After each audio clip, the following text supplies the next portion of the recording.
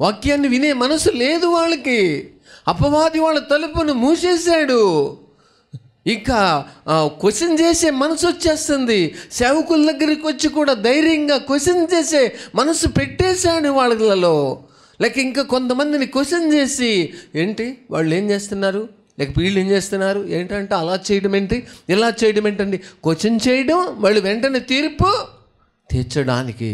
ఎందుకంటే ఇక దేవుని భయము వాళ్ళ రక్తములో లేదు. క్వశ్చన్ చేసే మనసు వచ్చేసింది. క్వశ్చన్ చేస్తున్నారు, తీర్పు తీరుస్తున్నారు. అలా చేయడం ఏమిటి, ఇలా చేయడం ఏమిటి, తీర్చొచ్చి మనసు వచ్చేసింది. కారణం వాక్యము హృదయములో నుండి ఏమైపోయింది, బయటికి వెళ్ళిపోయింది. ఇరగొట్టి నలగొట్టి సరిచేసి ఎత్తు పల్లములను సరిచేసే వాక్యము ఆ వ్యక్తి హృదయములో నిలిచే అవకాశము లేనందున జరుగుతున్నటువంటి చర్య ఇది. చాలా ఫ్యామిలీస్ మనం చూస్తాం, వాక్యాన్ని చిన్న చూపు చూసిన వాళ్ళ లైఫ్ 30 మిగిలిపోయారు. వాక్యాన్ని కొంచెం బెస్ట్గా ఎంచుకున్న వాళ్ళు 60 మిగిలిపోయారు. కానీ వాక్యాన్ని శ్రద్ధగా వినేవారు ఎలా సిద్ధపరచబడ్డారు, 100 వాళ్ళ స్థితి వాళ్ళని నిలబెడుతుంది. అందుకని వాక్యమును శ్రద్ధగా వినే మనసు ఎప్పుడు వినుబుద్ధి యెహోవా నాకు పుట్టింపగా నేను ఆయన మీద తిరుగుబాటు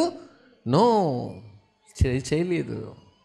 ఎవరైతే వాక్యమును వింటారో వారు ధన్యులు. వాక్యమును వినే మనసు రావాలి. ఏ టైంలోనైనా, బుధవారమైనా, శనివారమైనా, ఆదివారమైనా, ఎప్పుడైనా వాక్యమును వినే మనసు మనిషిలో కోల్పోతే అప్పుడే అపవాది మనుషుల యొక్క తలుపులు మూసి గట్టిగా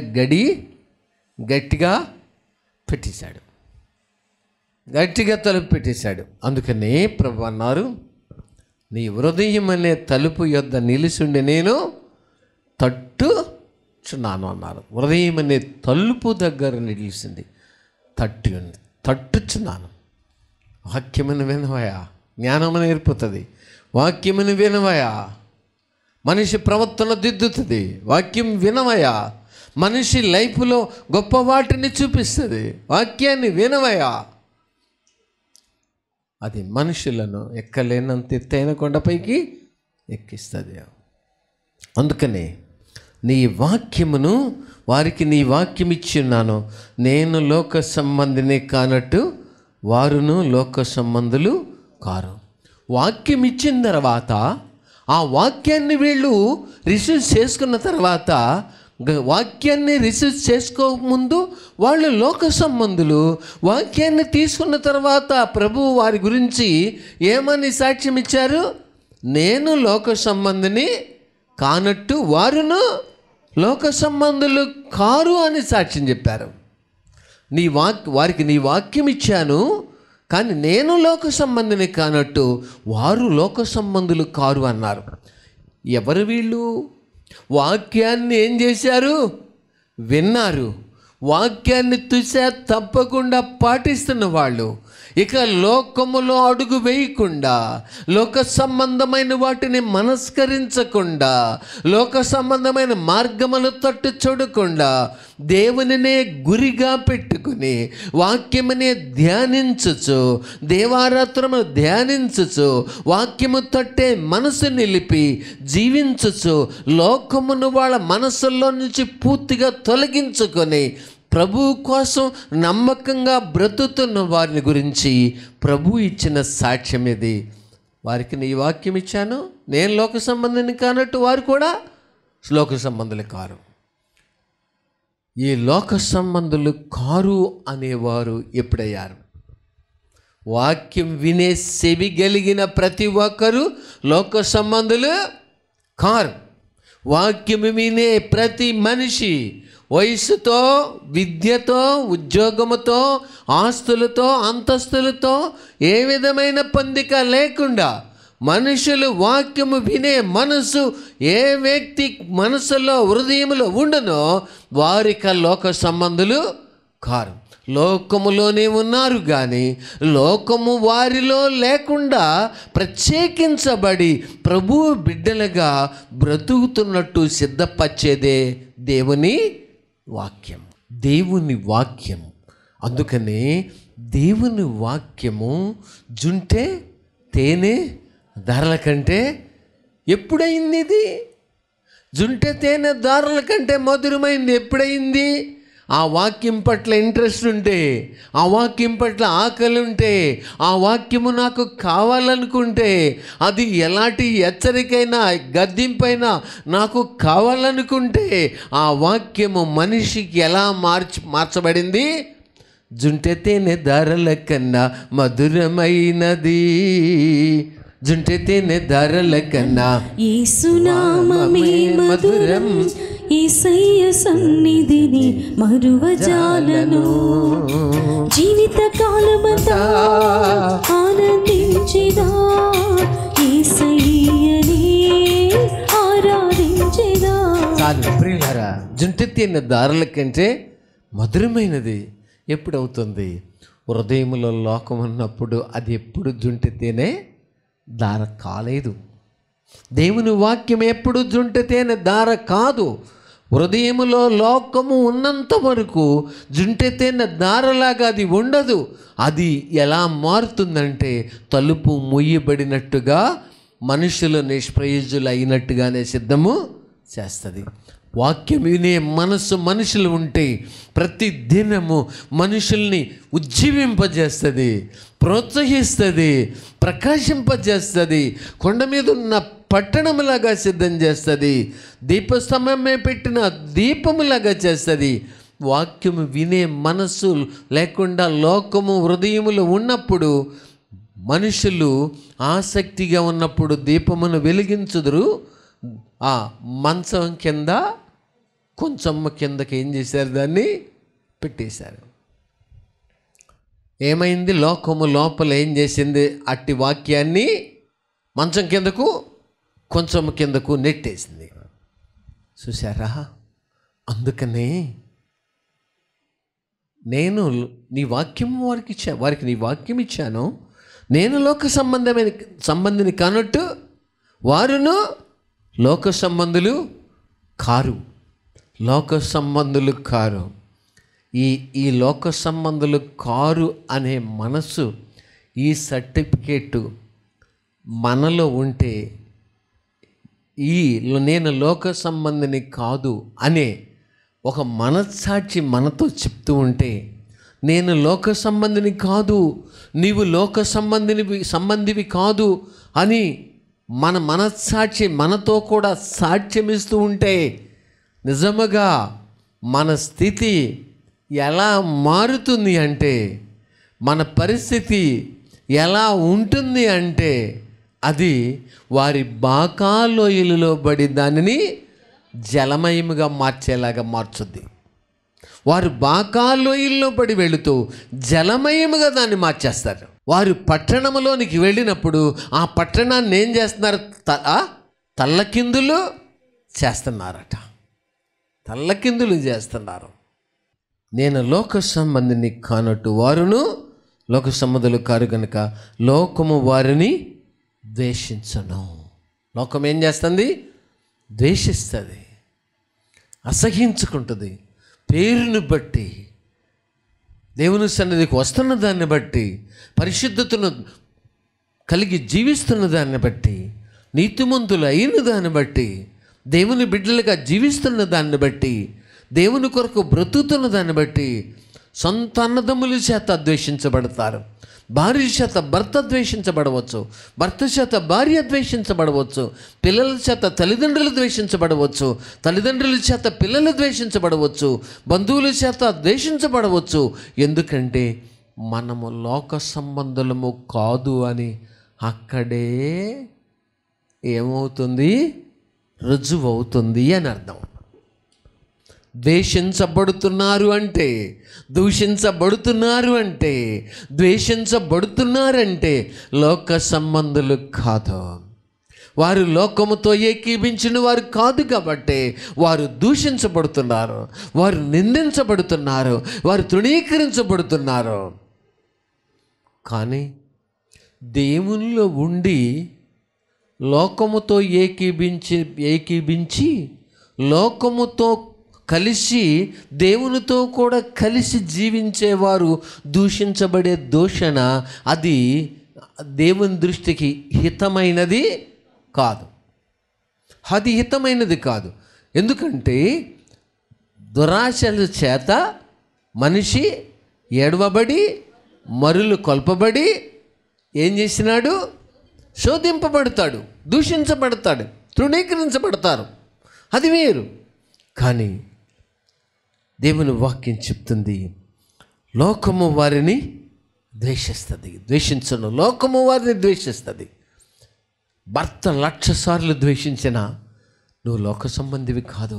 ఒక్కసారైనా ద్వేషించినా ప్రభా నన్ను ద్వేషించనివ్వండి అని చెప్పాలా. నా భార్య నన్ను ద్వేషించెను, నువ్వు అందంగా లేవు, ఈ మధ్య దేవుని నమ్ముకున్న దగ్గర నుంచి నువ్వు సరిగా లేవు అని చెప్పి ద్వేషించారా, ఇంకా సంతోషించు. ఎందుకంటే అపవాది వారిలో జొరబడి నిన్నేం చేస్తున్నాడు? ద్వేషించులాగూ చేస్తున్నాడు, ద్వేషించేలాగా చేస్తాడు. నువ్వు సరిగా లేవు, నువ్వు అట్లా లేవు, ఇట్లా లేవు అని చెప్పి నన్ను అక్కడ తీసుకుని పోవట్లేదు, ఇక్కడ తీసుకుని పోవట్లేదు, నన్ను లోకంలో అందరిలాగా నన్ను ఎంజాయ్ చేయడానికి ఆటంకం అయిపోయింది ఇది ఈ సంసారం అని చెప్పి మనుషులు ద్వేషించుతున్నారా?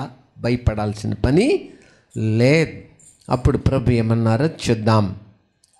నీవు లోకములో నుండి వారిని తీసుకొని పొమ్మని నేను ప్రార్థించుట లేదు అని ప్రభు చెప్పారు. ప్రార్థన వినేది పావనుడా, ధనమాకు నేర్పుమయా. ప్రార్థన వినేది పావనుడా, మాకు నేర్పుమయా. చాలు. ప్రార్థన వినేది పావనుడా, ప్రార్థన మాకు నేర్పించము.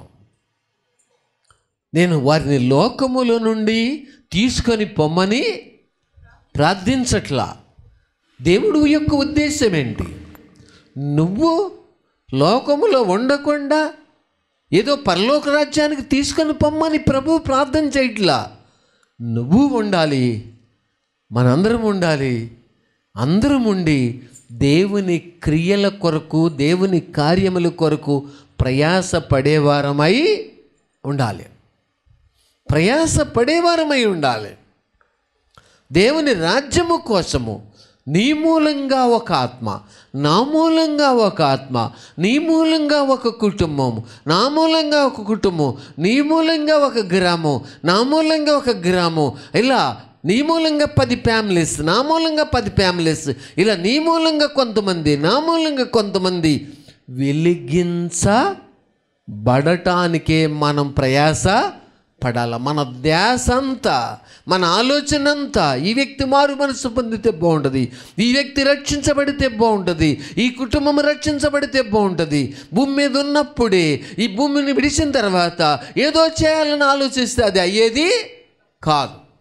ఉన్నప్పుడే వారికి దేవుని వాక్యమును చెప్పి, సాక్ష్యం చెప్పి, వారిని దేవుని తట్టు తిప్పాలి అనే భారము భూమి మీద ఉన్నప్పుడే మనకెంతో అవసరం.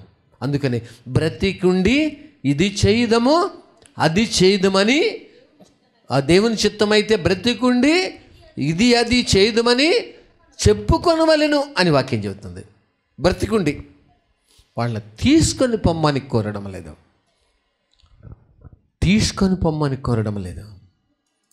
ఒక దేవుడు తెలియనటువంటి ఒక వ్యక్తి జరిగిన సంగతి, ఆయన చనిపోయినాడు. అనారోగ్యం వచ్చి ఆయన హైందవ సాంప్రదాయం ప్రకారం కట్టెల మీద పరుండబెట్టారు శ్మశాన వాకిటలో. కానీ దేవుని దగ్గరకు ఆయన ఆత్మ వెళ్ళిపోయినది. అంటే అట్టివారి ఆత్మ కూడా వెళ్ళిపోతుందా? ఏమో ఆ మర్మం మనకు. కానీ నీవు బ్రతకాలని కోరికున్నది కదా, బ్రతకాలనుకుంటున్నావు కదా. కానీ నేను నీ ప్రాణాన్ని తిరిగి నీకు పంపిస్తా, కానీ నువ్వు బ్రతికి నా కొరకు సాక్షిగా ఉండు అని చెప్పడం జరిగింది. ప్రభు చెప్పిన తర్వాత ప్రియులరా, శ్మశాన వాకిటలో కట్టెల మీద పొరండబెట్టిన ఆ వ్యక్తి కదులుతుండట చూశారు. మెదులుతుండట చూసి అనేకులకు ఆశ్చర్యం కలిగి కట్లు కోసి వదిలేస్తే లేచుకొచ్చినప్పుడు అందరికి భయం కలిగినప్పుడు ప్రభువుని నేను చూశాను, యేసు ప్రభువు నాకు కనబడ్డారు, నిన్ను బ్రతికిస్తా, నువ్వు నా కోసం సాక్షిగా ఉంటావా అని అడిగారు. ఉంటాను ప్రభు అన్నాను. కాబట్టి నన్ను దించండి అని చెప్పి దించినప్పుడు ఆయన గొప్ప సహవాసమును నడిపిస్తున్నారట. ఇప్పుడు ప్రభువు కోసం సాక్షిగా ప్రాణం ఉన్నప్పుడే ఉండి ఆగిపోయిన తర్వాత, సమయం ముగించబడిన తర్వాత మనం ఏమీ చేయలేము, మన డబ్బు ఏమీ ఉపయోగించలేము, మన సమయాన్ని ఉపయోగించుకోలేము. ఉన్నప్పుడే ఈ కాస్త జీవి భూమి మీద ఉన్నప్పుడే స్వార్థమును విడనాడి దేవుని బిడ్డలుగా బ్రతుకుచు లోక సంబంధులము కాకుండా దేవుని సంబంధులమై దేవుని యొక్క సువాసన కలిగి. ఎందుకంటే పౌలు అంటారు, మేము సజీవులకు ఏ వాసనగా ఉన్నాం? జీవోపవాసంగా ఉన్నాం. మృతులు ఎలా ఉన్నారు? మరణపు వాసనగా ఉన్నారు. కాబట్టి జీవపు వాసనతో మనం నింపబడి, జీవపు వాసన.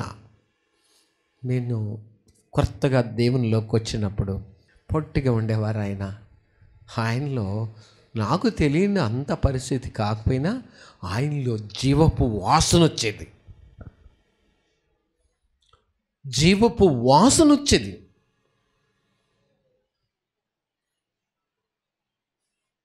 ఆయన చదువు లేకపోయినప్పటికీ వాక్యమును అందిస్తుంటే ఎంతగా అనిపించేదో. ఆ జీవపు వాసన ప్రజ్వలిస్తూ ఉండేది. పెద్దంత పొడుగు బోర తీసుకొచ్చేవారు, రేకు బోర. ఇలా పట్టుకుని ఇంటి బయటకు వచ్చి పిలుస్తూ ఉండేవారు. పిలిచిన తర్వాత కోట మా ఇంట్లో ఏర్పాటు చేసేవారు, రేకు బోర. నేను డ్రమ్ము కొనుక్కోవాలి, ఎవరైనా మీలో ప్రేరేపించబడిన వాళ్ళు ఉంటే ఏమన్నా ఇవ్వండి అంటే, నా దగ్గర చిన్నవాడిగా నా దగ్గర ఏం లేవు, 2 రూపాయలు ఉంటే ఇచ్చా. ఎంతండి? 2 రూపాయలు.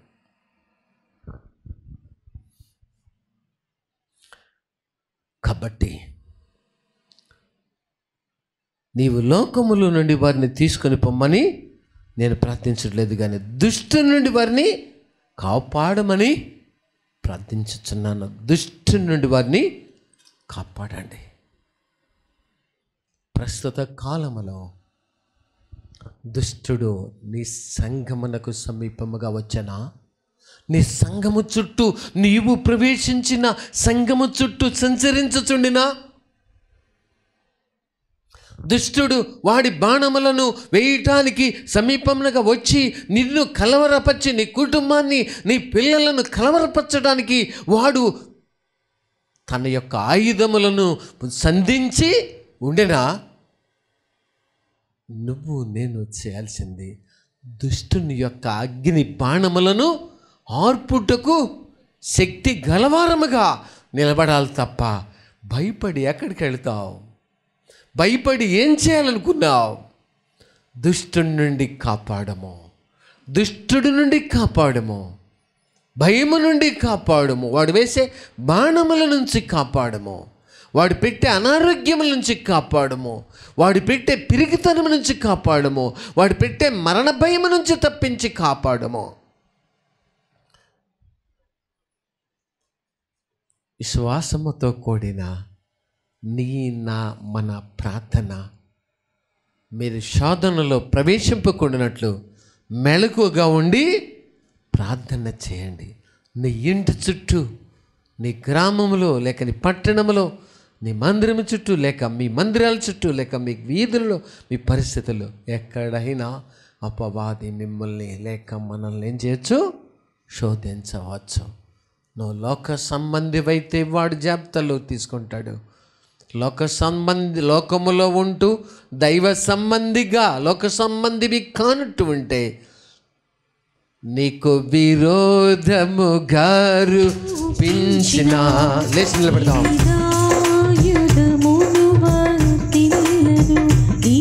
విరోధముగా రూపించిన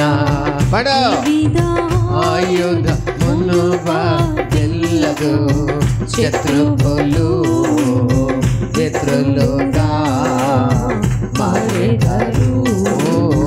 శత్రువులు మిత్రులుగా మారెదరు. దేవుని యందు నిరీక్షణ నుంచి ఆయనను స్తుతించుట చాలు. ఒట్టి విల్లుంటే కాదు, విల్లుకి కావాల్సిందేంటి? బాణం కూడా కావాల. సన్నని సరి అయిన విధంగా. ఒడిసెల్లుంటే సరిపోదు, దానిలో ఏం కావాలి? నున్నని రాళ్ళు కూడా కావాలి. గన్నుంటే సరిపోదు, దానిలో ఏముండాలి? తోటాలు కూడా ఉండాలి. నువ్వనే గన్నుండొచ్చు, నువ్వనే ఒడిసెలు ఉండొచ్చు, కానీ నువ్వు అనే పరిస్థితి ఉండొచ్చు.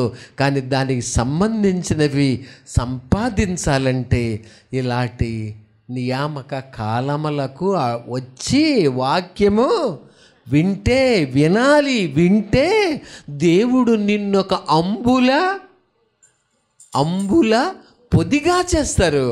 నిన్ను బలవంతుని చేతిలోని బాణములాగా చేస్తారు. అప్పుడే నువ్వు బలవంతుడువో. మనం బలవంతులం అవుతాం. ప్రార్థన చేసుకుంటావా కొద్ది క్షణము? ప్రభువా, నాకంతా వచ్చేసు. సైతాన్ నీలో కూర్చున్నాడు. నాకు వాక్యాలన్నీ తెలుసు. సైతాన్ నీలో కూర్చున్నాడు. ఇక నీ తలుపు తీయనివ్వడం.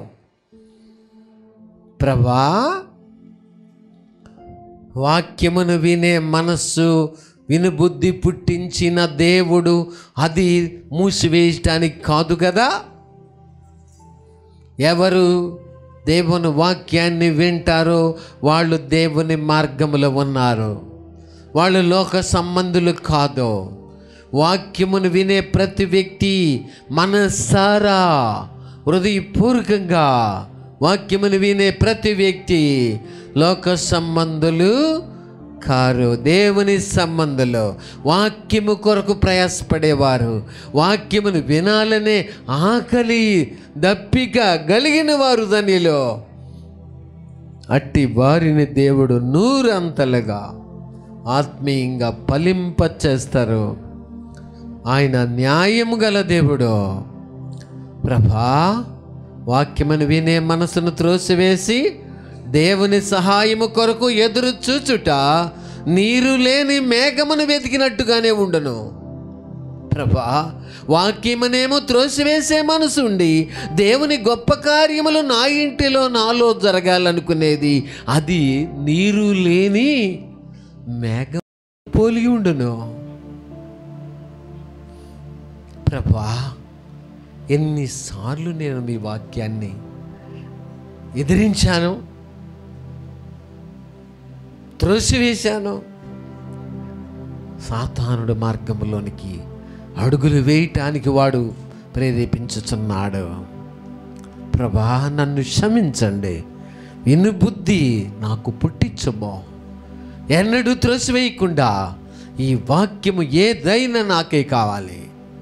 నన్ను జ్ఞాపకం చేసుకున్నామని మీ చేతులకు అప్పగించుకుంటూ, ప్రభా, నిజముగా మీ వాక్యమును వినే మనసు ఎంత ధన్యమైనది తండ్రి. అట్టి మేరకు సిద్ధపరచండి. మేము ఇప్పుడు ప్రార్థనా పరులమై ఉండాలి. అపవాదిని ఎదిరించాలంటే డాలు ఎంతో అవసరం. విశ్వాసమనే డాలు, వాక్యమనే ఖడ్గము, సర్వాంగ కవచము, సమాధానమని జోడు మాకెంతో అవసరం. దానిని పొందుటకు, దుష్టుని ఎదిరించుటకు మాకు శక్తిని, బలమును దయచేయమని, బలముగా ప్రార్థించుటకు సహాయం చేయమని మీ చేతులకు అప్పగించుకుంటూ యేసు నామమున అడుగుతున్నాము తండ్రి. ఆమేన్. తండ్రి ప్రేమయు, కుమారుని యొక్క కృపయు, పరిశుద్ధాత్మని యొక్క అన్యోన్య సహవాసము ఈ మేరకు తోడి నడిపించుకొనును గాక. ఆమేన్.